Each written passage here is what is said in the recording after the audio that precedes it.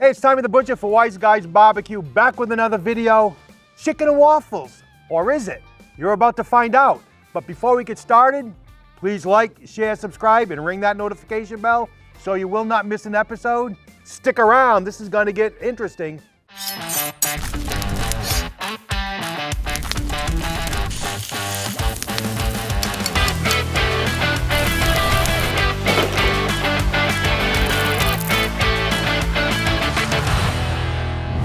National Waffle Iron Day, Monday, June 29th. I bet you none of you knew that. But we're gonna embrace it because it gives me an excuse to do one of my favorite dishes that I'm sure all of you love, chicken and waffles. Now, we're gonna put a little spin on this. We're gonna do a Wise Guys version of chicken and waffles. We're gonna be making pizzelles. Now, pizzelle is a crispy Italian cookie which are pressed in an iron, similar to a waffle iron, and they can be crispy, they can be soft, depending on the recipe with the liquid. They can also be savory, or they can even be sweet. So we're gonna do our chicken and waffles. We're gonna be using pizzelles, and not only that, we're not gonna just plate a typical chicken and waffles. I'm actually gonna create a Napoleon. Napoleon is a classic pastry, which has layers of pastry and filling. So that's the concept we're gonna do for the Wise Guys BBQ, chicken and waffles for you today with National Waffle Iron Day coming up. So let's get started. I got two bowls. We're gonna be putting our dry ingredients in one. We're gonna get our wet ingredients in the other. We're gonna blend it all together, get them all mixed. And I'm gonna be bringing up this pizzelle iron, and we're gonna show you how you can make pizzelles at home. Dry ingredients first. I'm gonna go in with 1 cup of all-purpose flour, a half a cup of white granulated sugar. To that, I'm gonna add a teaspoon of baking powder. Finally, about 1/8 to 1/4 teaspoon of ground cinnamon. It's gonna get all these dry ingredients mixed well. Now, for our wet ingredients, I got 4 whole eggs. So we're gonna get those all beaten up.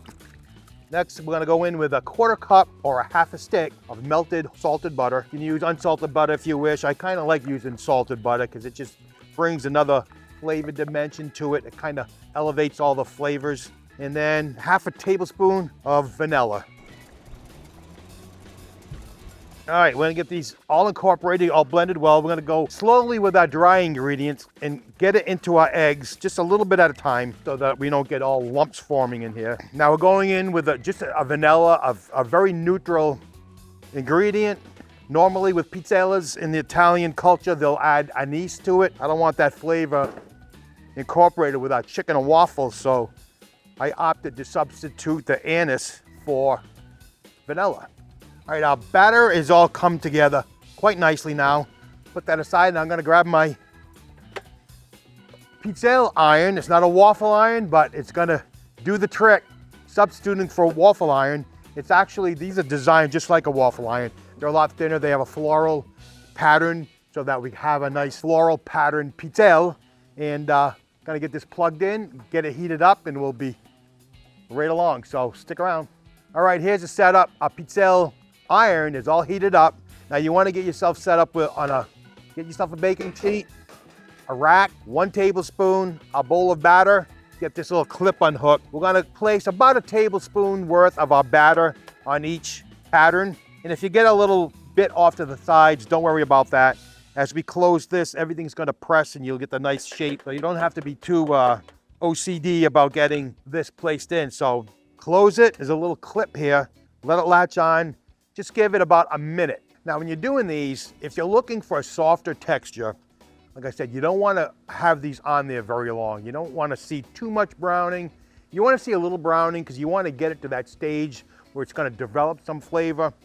But you also wanna just bring it just short of getting too much color because you know you're gonna end up with too crispy of a pizzelle.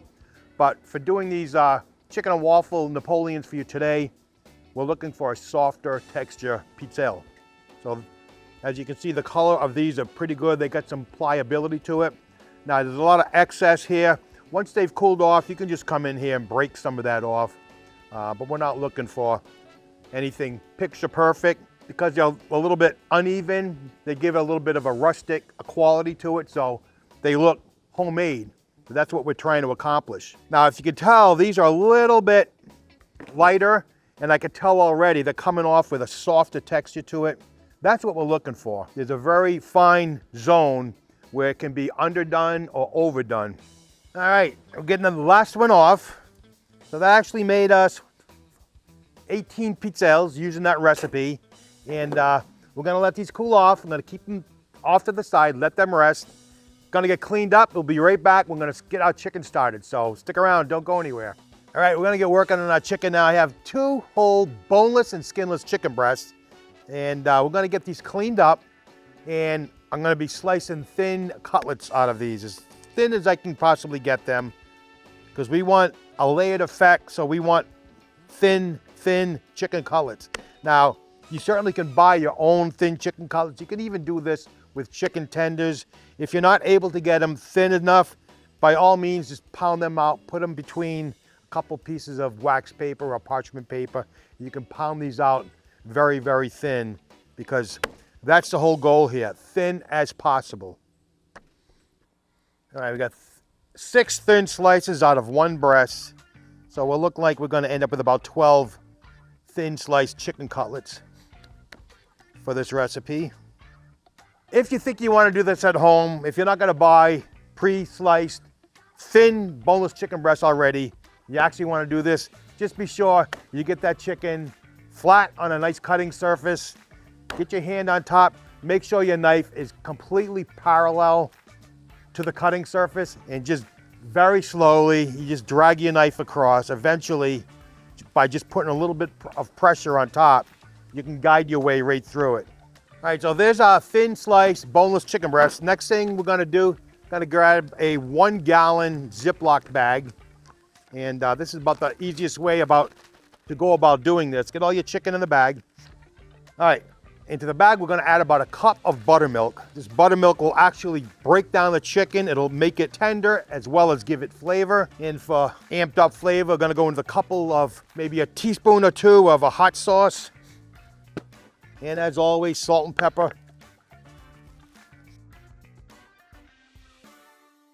That's it. Get this closed up. Get this all mixed well so that that buttermilk is coating all the chicken. Nothing's getting left out of the love that's going on in this bag. All right, we're gonna get this in the fridge, let it chill for a little while. We'll be right back. We're gonna make the dredge, so stick around. Don't go anywhere.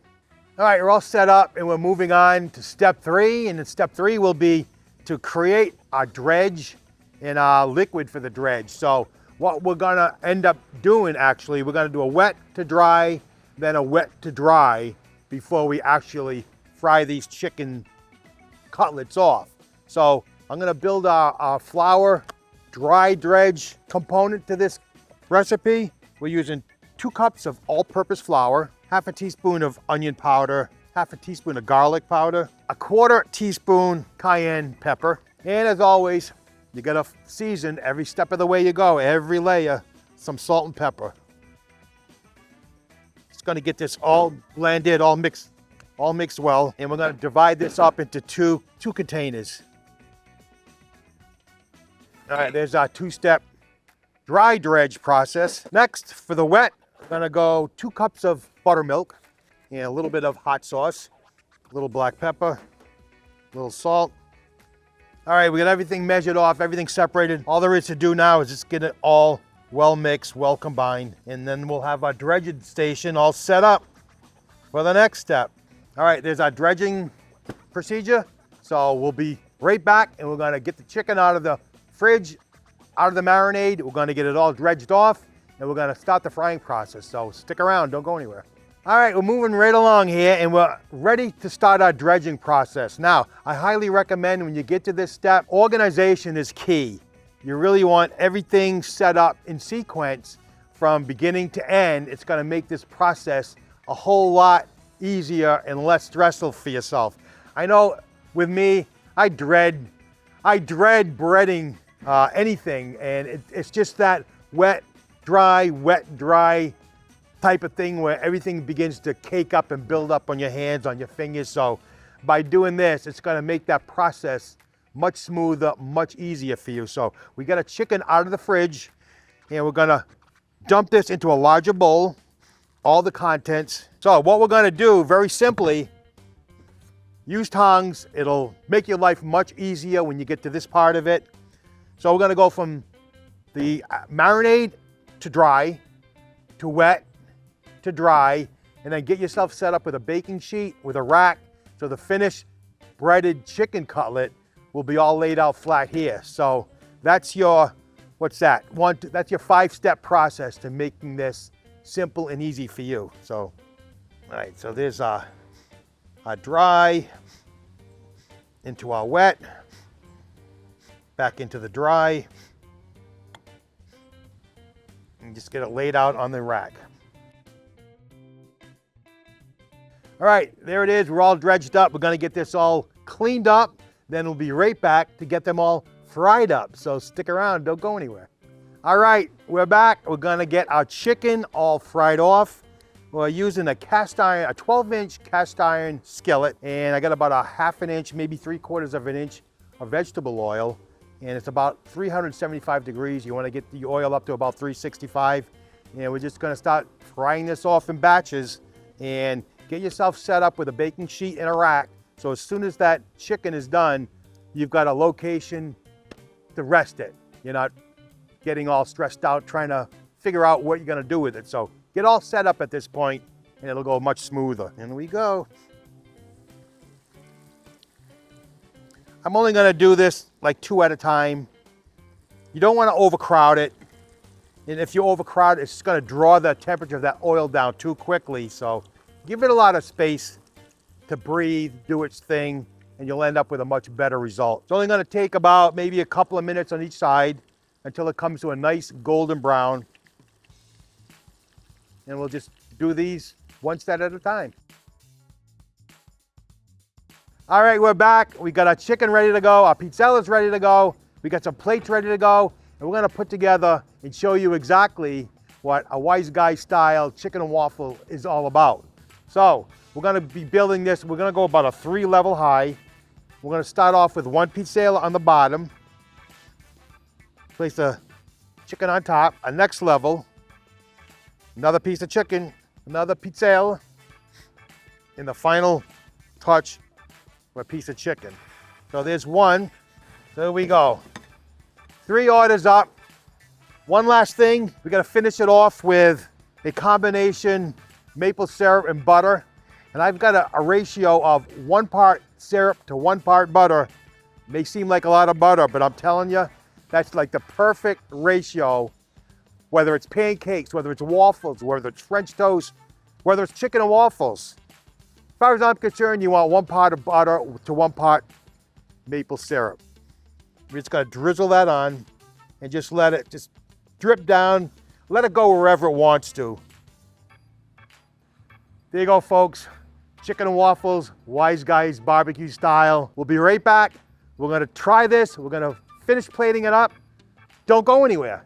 Right now, the time is tasting time. So we're gonna jump in here. I can't wait to dive into this.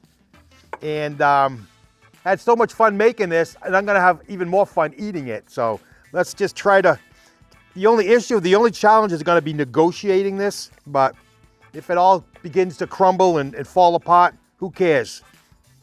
Here we go. We got chicken, we got pizzelles, we got the maple syrup, we've got butter. One nice bite all together here, if I can pick it up with my fork. Here we go. You know, this may look a little bit challenging, but you can do it. Relax, take your time, take 1 step at a time. You're gonna love this. The chicken is crispy. It's got that little bit of a heat with the sriracha, with the hot sauce in the background. So that heat, the sweet with the maple syrup and the butter, and these pizzelles, they're working. I kind of doubted myself at first, but I mean, what's a pizzelle? It's basically a thin waffle. So there you go. Chicken and waffles, Wise Guys BBQ style. We did it in 3 layers, just like a Napoleon. Hope you're gonna do it. Thanks for watching. I'm Tommy the Butcher for Wise Guys BBQ. Please like, share, subscribe, ring that notification bell so you will not miss an episode. Thank you for watching, and I can't wait to see you next time.